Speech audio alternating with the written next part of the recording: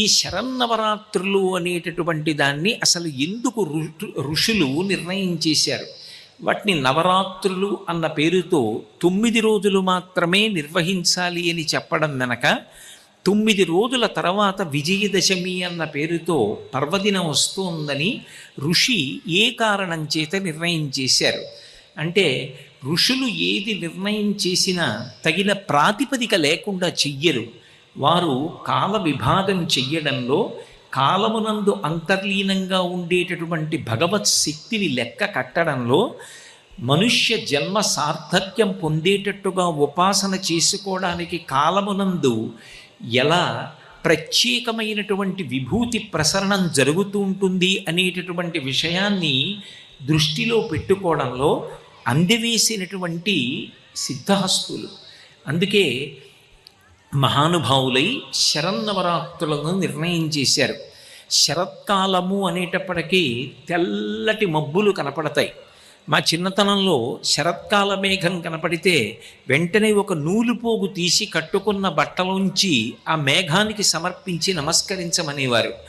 ఎందుకని అంటే, దానికి ముందు వచ్చేటటువంటి శ్రావణ భాద్రపద మాసాలు వర్ష ఋతువు కనుక నల్లటి మేఘాలు వచ్చి ఆ మేఘాలు వర్షించి మనని ఏ కృతజ్ఞత చెప్పమని అడగకుండా వెళ్ళిపోతాయి.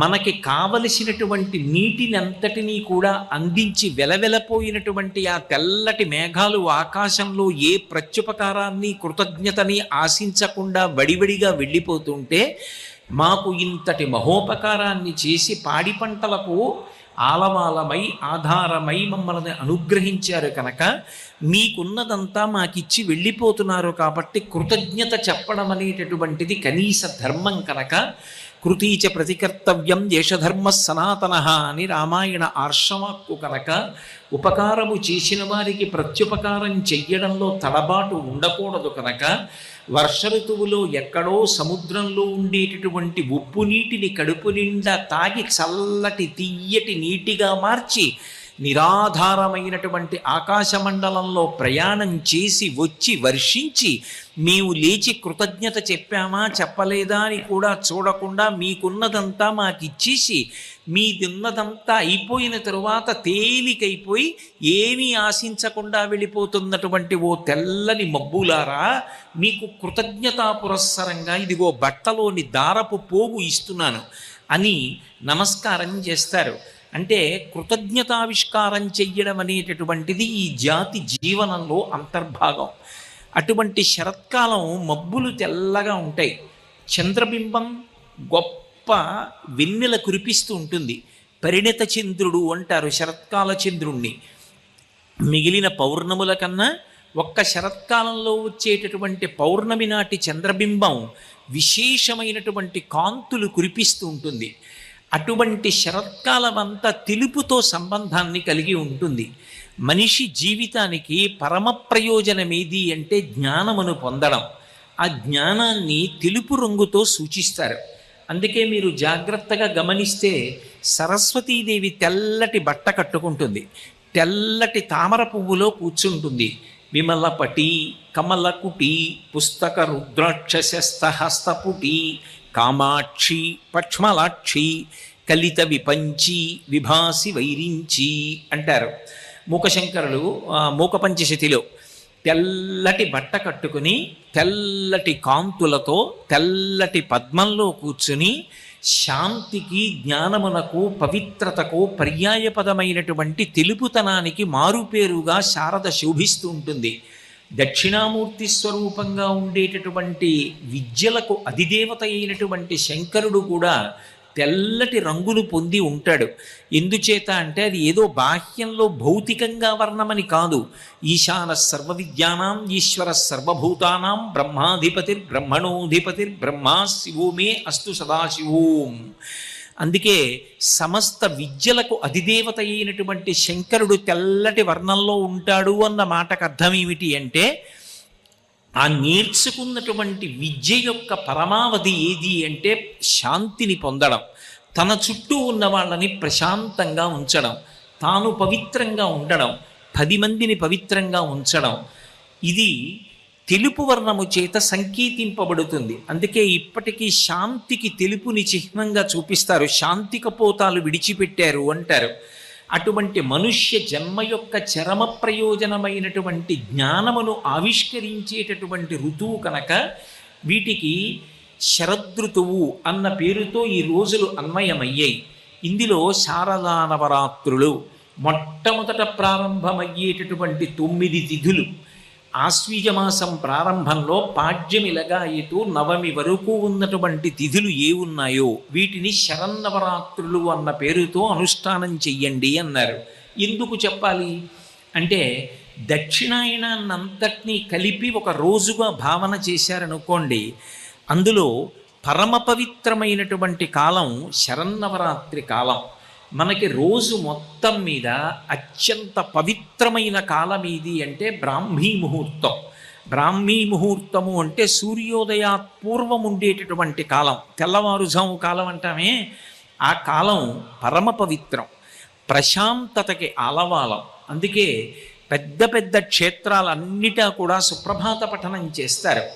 ఆ సమయంలో ధ్యానానికి కూర్చుంటే మనసు తనంత తానుగా వెనక్కి వెళ్ళి ధ్యానమునందు సిద్ధి పొందుతుంది. ధ్యానము చెయ్యడానికి తనంత తాను పరమ యోగ్యమైన కాలం ఏది అంటే బ్రాహ్మీ ముహూర్తం, తెల్లవారుజాము కాలం. దక్షిణాయనమంతా పుణ్య సముపార్జన చెయ్యడానికి యోగ్యమైనటువంటి కాలం. అందుకే చూడండి, ఆశ్వీజ మాసం వస్తుంది, తర్వాత కార్తీక మాసం వస్తుంది. కార్తీక మాసం అంతా కూడా దీపారాధన, శివకేశవుల అభేదంగా ఆరాధన చెయ్యడం, సాలగ్రామార్చన చెయ్యడం. తర్వాత మార్గశీర్ష మాసం వస్తుంది, తర్వాత పుష్యం వస్తుంది. ఇవన్నీ కూడా ఆరాధన ఉండేటటువంటి కాలాలు. మార్గశీర్షంలో విష్ణు సంబంధమైనటువంటి ఆరాధనలు విశేషంగా ఉంటాయి. తర్వాత ఉత్తరాయణ పుణ్యకాలం ప్రవేశిస్తుంది. అంటే ఈ దక్షిణాయనమంతా కూడా ఉపాసన కాలం కనుక ఒక రోజు పగటిపూట ఎలా పుణ్య సముపార్జన చేసుకోవడానికి అవకాశం ఉంటుందో అలా దక్షిణాయనాన్నంతటినీ కలిపి ఒక రోజుగా భావన చేస్తే శారదా నవరాత్రుల కాలం బ్రాహ్మీ ముహూర్తంతో సమానం. అంటే అది తనంత తానుగా పరమ పవిత్రమైనటువంటి కాలం. ఆ కాలంలో చేసినటువంటి ఉపాసన మనస్సుని శుద్ధి చేస్తుంది. మనసు భగవంతుని పట్ల ఆభిముఖ్యాన్ని పొందుతుంది. మనసు భగవంతుడికి దగ్గరైందనుకోండి, అది అన్ని రకములైనటువంటి అనుగ్రహములకు కారణమవుతుంది. భౌతికంగా మనం చేసేటటువంటి పూజ కానీ, భౌతికంగా మనం చేసేటటువంటి ఇతర ప్రయత్నములు కానీ యథార్థమునకు దేని కొరకు అంటే చిత్తము శుద్ధి పొందుట కొరకు. నేను ఒక పూజకి కూర్చున్నాను అనుకోండి, ఎందుకు కూర్చోవాలి పూజకి అంటే మార్చి మార్చి ఉపచారములు చెయ్యడంలో భగవంతుణ్ణి మనసులో దర్శనం చెయ్యడానికి, మానసికంగా నేను భగవంతుడికి దగ్గరగా జరగడం కోసం పూజ అనేటటువంటిది నాకు ఒక ఆలంబనం. అంతే తప్ప కేవలంగా మనసు అక్కడ పెట్టకుండా నేను ఏది చేసినా స్వీకరించడానికి పరమాత్మ సిద్ధంగా ఉండడు. అందుకే పత్రం పుష్పం ఫలం తోయం యోమే భక్త్యా ప్రయచ్చతి అంటాడు. భక్తి అనేటటువంటిది మనసుకి సంబంధించిన విషయం.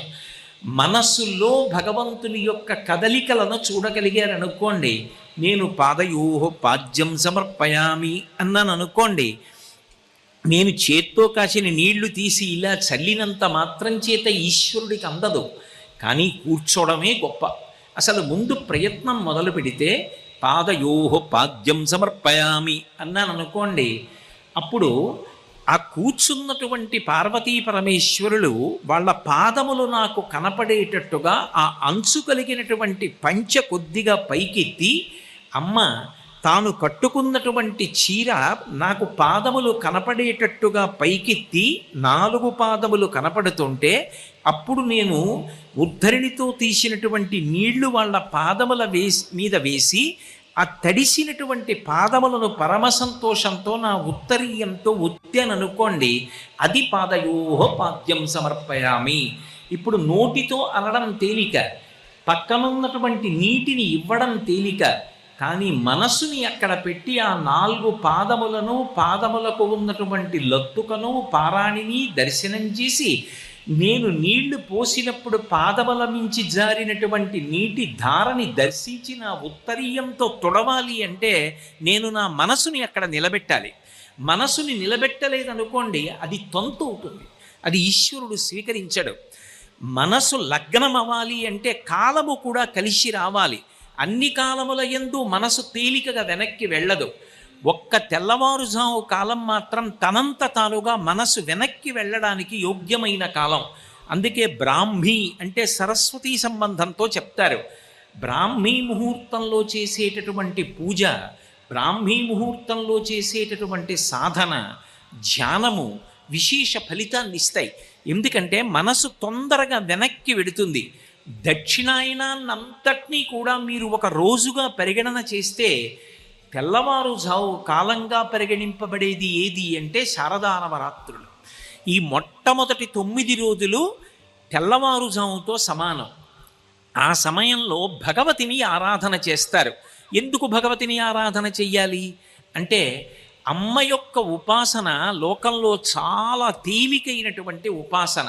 మీరు చూడండి, తెలిసి కానీ తెలియక కానీ ఎవరైనా సరే అమ్మవారి పాదాలు పట్టుకుంటారు. వేదాంగములు చదువుకున్నవాడు కానివ్వండి, గాయత్రి అన్న పేరుతో అమ్మవారి ఉపాసన చేస్తాడు. ఏమీ చదువుకోని వ్యక్తి కానివ్వండి, మరిడమ్మ అని ఒక్కసారి నమస్కారం పెడితే మళ్ళీ మళ్ళీ గుర్తుపెట్టుకుని ఇచ్చే అమ్మ అని నమస్కారం చేస్తాడు. ఆ అమ్మ అనుగ్రహం ఉంటే తలుపులు తీస్తే ఇంట్లోంచి చీడ బయటికి పోతుంది, రావలసింది లోపలికి వస్తుంది. అందుకని తలుపులమ్మ అంటాడు. అందరికన్నా మా ఊరికి ముందొచ్చి మా ఊళ్ళో నివాసం ఉండి మమ్మల్ని బిడ్డల్ని చేసి కాపాడుతున్న తల్లి, అందుకని పేరంటాలమ్మ అంటాడు. ఎంత ముందొచ్చిన తల్లో తెలియదు కాబట్టి ముసలమ్మ అంటాడు. కాదు, ఈ ఊరికంతటికీ కూడా కాపలా కాస్తూ రాత్రింబవళ్ళు బిడ్డల్ని చేసుకుని ఊరిని కాపాడుతోంది కాబట్టి పోలేరమ్మ అంటాడు. తెలిసున్నవాడి దగ్గర నుంచి తెలియని వాడి వరకు అందరికీ మనసుకి శాంతి ఎక్కడ కలుగుతుంది అంటే అమ్మ అన్న మాట దగ్గర కలుగుతుంది. అందుకే శంకరాచార్యుల వారు మాతాలహరి అనలేదు, మాతానందలహరి అనలేదు, సౌందర్యలహరి అన్నారు. అమ్మయే సౌందర్యం. అన్ని లోకంలో సౌందర్యం కాదు. అక్కడ ఒక పెద్ద నాగుపాం పడగ విప్పి ఆడుతోందనుకోండి, దాని పడగల మీద మణులు ప్రకాశిస్తున్నా నేను దగ్గరికి వెళ్ళి దాన్ని పట్టుకోలేను. పెద్ద పులి నోరు విప్పినప్పుడు చాలా ఆనందంగా అనిపించినా దగ్గరికి వెళ్ళి చూడలేను. అది సౌందర్యం కాదు, ప్రాణాంతకం. దగ్గరికి వెడితే ప్రాణం పోతుంది. కానీ అమ్మ, నేను పుట్టినప్పుడు నేను ఎవరో ఆవిడికి తెలియదు. తాను జనన మరణ సమస్యని ఎదుర్కొని నేను పుట్టినప్పుడు అంత కష్టపడి నాకు జన్మ ఇచ్చిన తల్లికి నేను కృతజ్ఞత చెప్పలేకపోయినా, అజ్ఞానంలో పడున్న మలమూత్రములు ఆవిడ మీద విసర్జించిన ఆవిడ నా శరీరాన్ని తుడిచి దగ్గరికి తీసుకుని స్తన్యమిచ్చి పెంచి పెద్ద చేసి నా కోసం ఉపవాసాలు చేసి పూజలు చేసి ప్రాణం పోయేటప్పుడు కూడా నేను అభ్యున్నతిని పొందాలని, నేను వృద్ధిలోకి రావాలని కోరుకుని విడిపోయినటువంటి తల్లి అమ్మ. అమ్మయే సృష్టికర్త, అమ్మయే స్థితికర్త, అమ్మయే ప్రళయకర్త. అందుకే వేదమంతటిది మాతృదేవో భవ అని మొట్టమొదటి నమస్కారం అమ్మకి చేయించింది.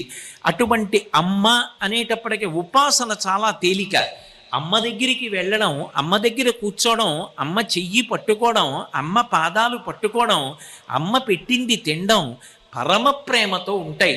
కాబట్టి అమ్మగా ఉపాసన చేయడం అనేటటువంటిది ఈ లోకంలో ఏ సంప్రదాయం వారికైనా సరే విధింపబడింది. అసలు అమ్మని ఉపాసన చెయ్యనటువంటి సంప్రదాయాలు ఉండవు. కాబట్టి అమ్మవారి ఉపాసన చెయ్యండి అని చెప్పడానికి కారణం ఏమిటంటే ఆవిడ తమో గుణాన్ని పోగొడుతుంది. అసలు వేళ పట్టున నిద్ర లేస్తే కదూ తెల్లవారుజాముని ఉపయోగించుకోవడం.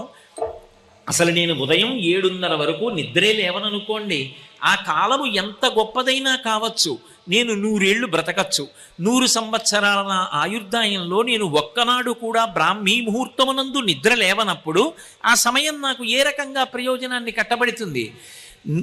100 ఏళ్ళు బ్రతకడం మంచిదే, కానీ 100 ఏళ్లలో కనీసం ఒక 70 సంవత్సరాలైనా తెల్లవారుజాము సమయంలో నిద్ర లేచి ఉదయిస్తున్న సూర్యబింబానికి స్వాగతం పలికి నమస్కారం చెప్పగలిగితే అప్పుడు నా జన్మ సార్థక్యం.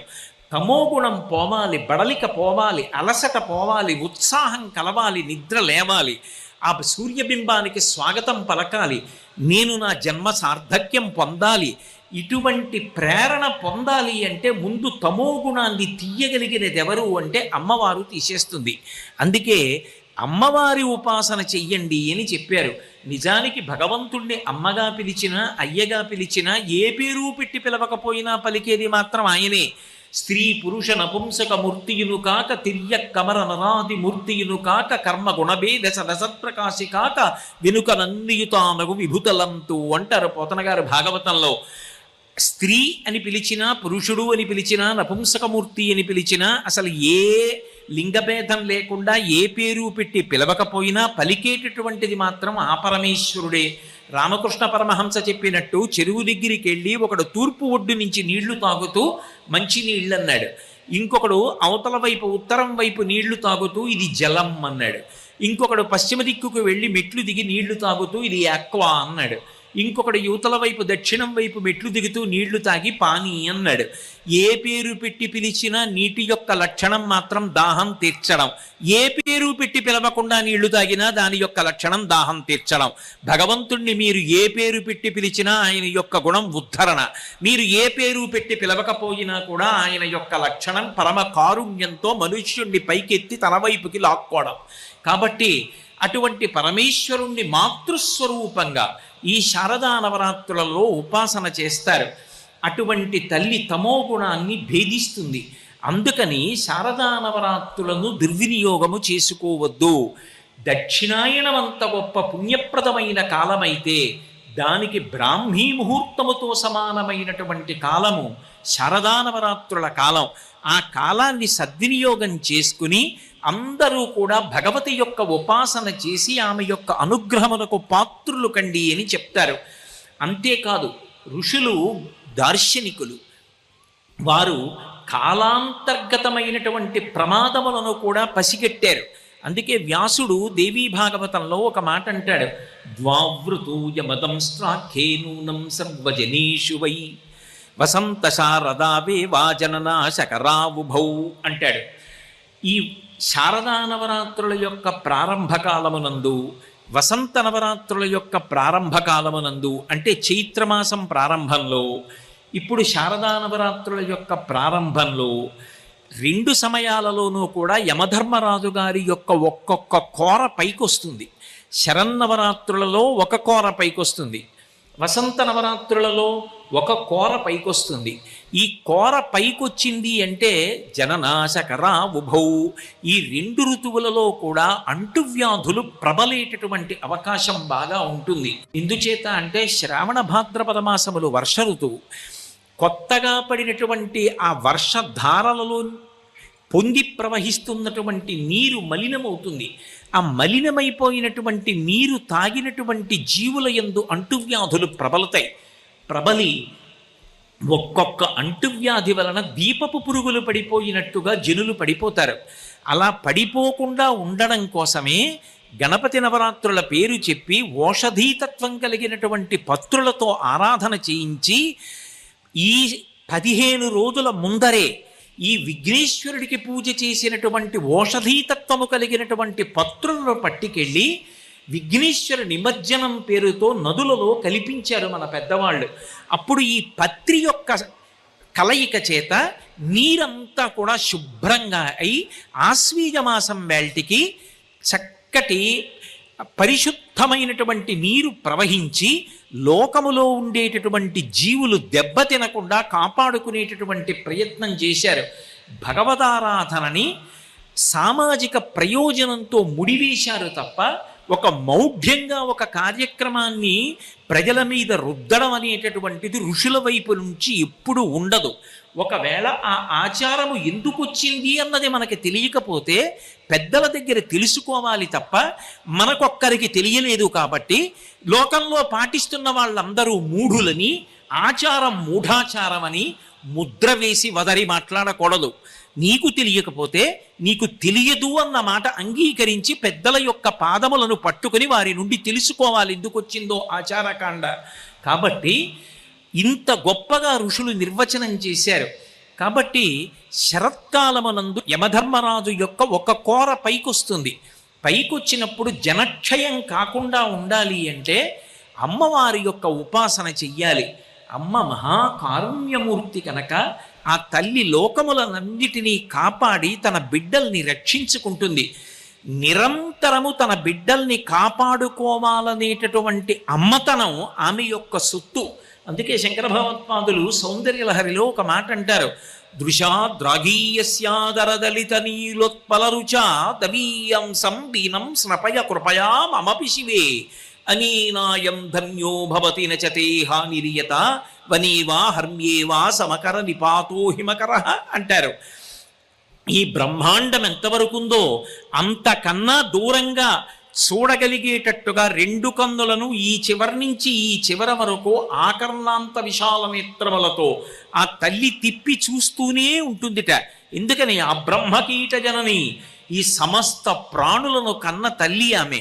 అందుకే ఎవరికి ఏ ఆపద రానివ్వండి, ఎవరైనా అమ్మా అంటారేమో అని ఏ పనిలో ఉన్నా ఆవిడ మాత్రం ప్రజల యొక్క తన బిడ్డల యొక్క పిలుపు కోసం ఎదురు చూస్తుంటుందిట. భ్రువౌ భుగ్నీ కించిత్ భువన భయభంగ వ్యసనిని అంటారు శంకరులు సౌందర్యలహరిలో.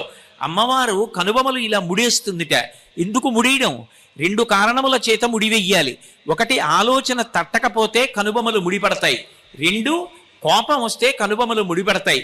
భ్రువౌ భుగ్నీ కించిత్, ఆవిడ కోపం వచ్చినట్టు ఇలా ముడియుదుట. ఏదో జ్ఞాపకం రాకపోతే ముడిచినట్టు ముడియుదుట. ఏదో వేసి వెయ్యకుండా కొద్దిగా ఇలా ముడేస్తుందిట. ఎందుకని? భువన భయభంగ వ్యసనిని. అయ్యో వీళ్ళకి ఆపదొస్తోందే, వీళ్ళని నేను రక్షించాలే, వీళ్ళు చటుక్కున నన్ను పిలుస్తారేమో, నేను పరిగెత్తికి వెళ్ళాలే, ఏం మనం పిలవకుండా ఆవిడ రాకూడదా? ఆవిడ సర్వజ్ఞ కదా. అంటే మనకి బుద్ధి ఇచ్చిందిగా, మనం పిలవాలిగా, పిలిస్తేగా పరిగెత్తుకు రావాలి. పిల్లవాడైనా జారి పడిపోతున్నప్పుడు అమ్మా అని అరిస్తే కదా వంట చేసుకుంటున్న అమ్మ చటుక్కున పరిగెత్తుకెడుతుంది. ఎవరు పిలుస్తారో అని ఆ తల్లి నిరంతరం అంత జాగ్రత్తగా కళ్ళు ఈ చివరి నుంచి ఆ చివరి వరకు తిప్పుతూ చూస్తూ ఉంటుందిట. అంతటి దయాస్వరూపిణి కనుకనే ఆ అమ్మవారి యొక్క ఉపాసన ఈ శరత్కాల ప్రారంభంలో చేస్తారు. అలాగే వసంత నవరాత్రుల ప్రారంభంలో కూడా అమ్మవారి ఉపాసన చేస్తారు. ఈ రెండు ఉపాసనల చేత లోకమునంతటినీ కూడా రక్షించుకుంటారు. మీతో నేను ఇత పూర్వం మనవి చేసి ఉన్నాను. ఉపాసన అన్న మాటలో ప్రధానమైన ఉద్దేశ్యం ఏది అంటే మనసుని అమ్మవారికి దగ్గరగా జరపడం. మనసు అమ్మవారి సమీపమునకు వెళ్ళాలి. ఆవిడ కదలికలను మనసు పట్టుకోగలగాలి. అందుకు ఉపకరణము కావాలి. ఏది చేసినా కేవలముగా తంతుగా కార్యక్రమాన్ని చేసి అసలు మనసు అమ్మవారితో సమన్వయం కాలేదనుకోండి, దాని వలన ఉపయోగం ఉండదు.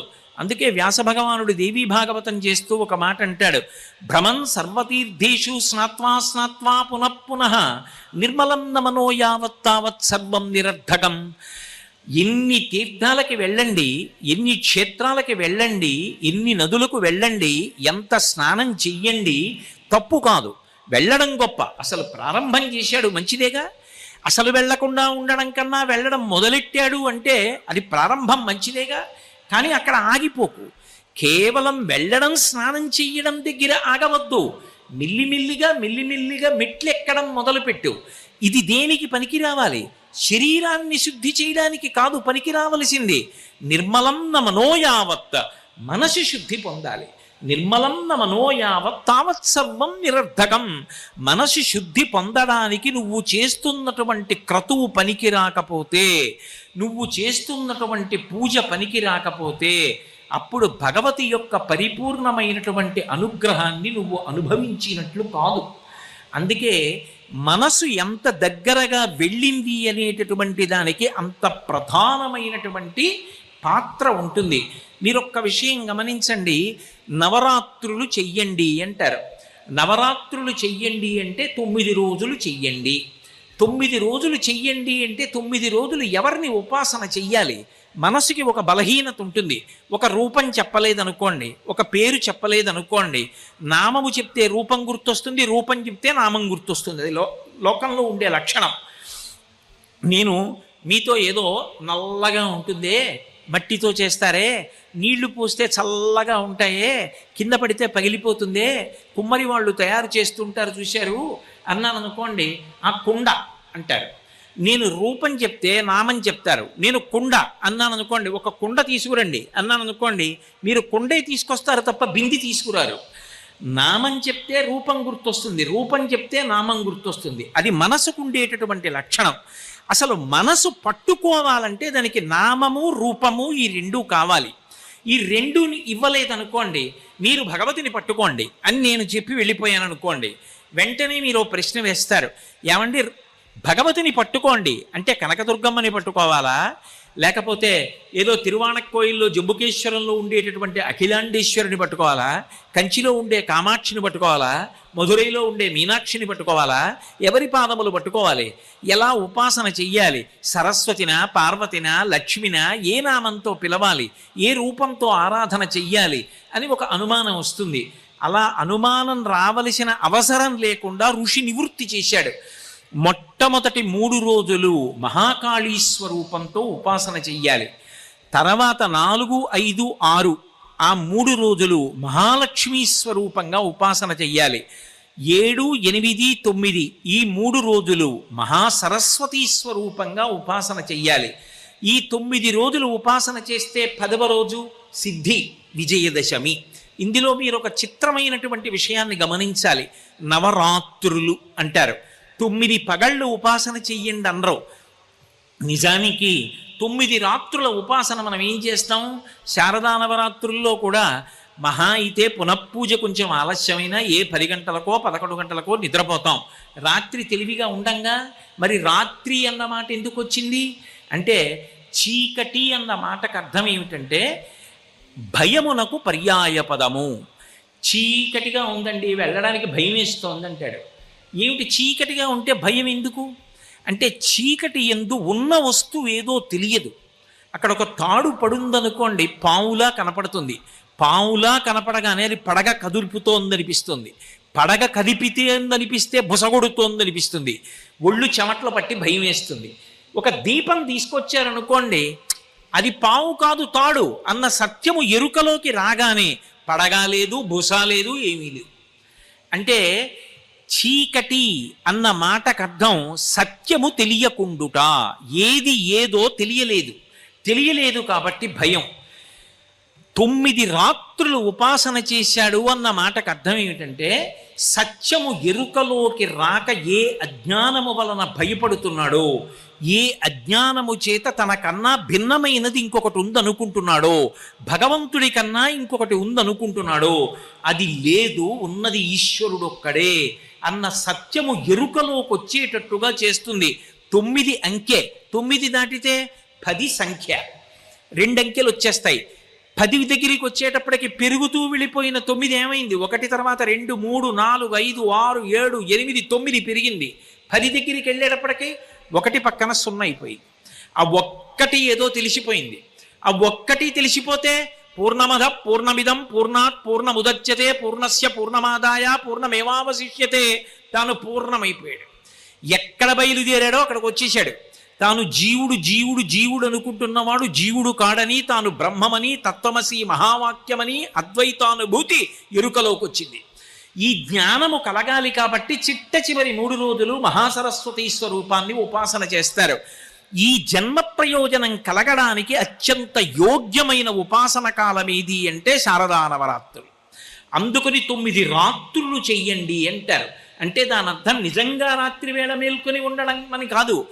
రాత్రి పోయింది, పగలొచ్చింది అంటే భయం అంతా పోయింది. ఎందుకని? ఇప్పుడు అక్కడ ఉన్న వస్తువు ఏదో తెలుస్తుంది కాబట్టి భయం లేదు. చీకటి పోయింది, అజ్ఞానము పోయింది, జ్ఞానం అనేటటువంటి వెలుతురు ప్రకాశించింది. ఒకటి తెలిసొచ్చింది, నువ్వు పూర్ణమైపోయావు. ఇది విజయదశమి. అందుకే 9 రాత్రులుగా ఉపాసన. అది ఎటువైపు నుంచి ఎటువైపుకి చెయ్యండి. గణపతి నవరాత్రులు అంటారా, వసంత నవరాత్రులు అంటారా, శారదా నవరాత్రులు అంటారా, ఏవి చేసినా 9 రాత్రులు. 9 కాదంటారా, త్రిరాత్ర వ్రతం 3 రాత్రులే. చిట్ట చివర మహాసరస్వతీ స్వరూపంగా 3 రోజులు చేస్తే చాలు. ఈ 3 రోజులు చేసినా కూడా త్రిరాత్రము. 3 అంటే సత్యం. అందుకే ఆచమనం చేశాననుకోండి 3 మాటలు, తాళి కట్టాననుకోండి 3 ముళ్ళు, 3 మాటలు అన్నాననుకోండి అది సత్యం. తిర్దదామిన సంశయ అంటాడు జనకుడు రామాయణంలో. 3 మాటలు అంటున్నాను, ఇస్తాను ఇస్తాను ఇస్తాను, కాబట్టి సత్యం. 3 మాటలు అంటే సత్యం, సత్యమే పరబ్రహ్మం. కాబట్టి అటువంటి సత్యము ఒకటి తెలియాలంటే కనీసం 3 రాత్రులైనా ఉపాసన చెయ్యాలి. ఎప్పుడు? నీకు 9 రాత్రులు చెయ్యడానికి కావలసినటువంటి శక్తి శరీరమునందు లేకపోతే కనీసంలో కనీసం 3 రాత్రులు చెయ్యాలి. ఓపిక ఉంటే 9 రోజులు తప్పకుండా ఉపాసన చెయ్యవలసిందే. అందుకని నవరాత్రి తప్పితే త్రిరాత్ర వ్రతము. ఇందులో మొట్టమొదటి 3 రోజులు మహాకాళీ స్వరూపాన్ని ఉపాసన చెయ్యండి అన్నారు. మహాకాళీ స్వరూపము అని నేను అనగానే అయ్య బాబోయ్ ఎలా ఉపాసన చేస్తామండి, కాళీ స్వరూపం అంటే భయం వేస్తుంది కదండి అని మీరు బెంగ పెట్టుకోవలసిన అవసరం ఉండకూడదు. ఎందుచేత అంటే నేను ఒక్క మాట చెప్తాను, బాగా జ్ఞాపకం పెట్టుకోండి. ఆ మహాకాళీ స్వరూపాన్ని ఉపాసన చేసి రామకృష్ణ పరమహంస జ్ఞానం పొందలా? పైగా మహాకాళీ స్వరూపం అనేటటువంటిది శాస్త్రమునందు పూర్తిగా భిన్నమైనది. నేను మీతో ఒక్క మాట చెప్పాలంటే పకపక పకపక నవ్వుతూ తాంబూల చర్వణం చేస్తున్న ఎర్రటి నోటితో ఇక్కడి నుంచి ఇక్కడి వరకు నవ్వుతూ దంతపంక్తి కనపడకుండా ఇంత పెద్ద బొట్టు పెట్టుకుని త్రిశూలాన్ని కిందకి దింపి పట్టుకొని పచ్చటి పట్టుపుట్టమో ఎర్రటి పట్టుపుట్టమో కట్టుకున్నటువంటి తల్లి కనకదుర్గమ్మ ఉన్నదే, ఆమెయే మహాకాళీ స్వరూపం. ఇప్పుడు ఆ అమ్మని చూస్తే భయం ఎందుకు? ఇక్కడ మీరు ఒక్క విషయం గమనించాలి. మహాకాళీ స్వరూపము అనేటప్పటికే వాహనానికి ప్రాధాన్యత ఉంటుంది. అందుకే శరన్నవరాత్రులలో వాహన సేవకి అంత ప్రఖ్యాతి వచ్చింది.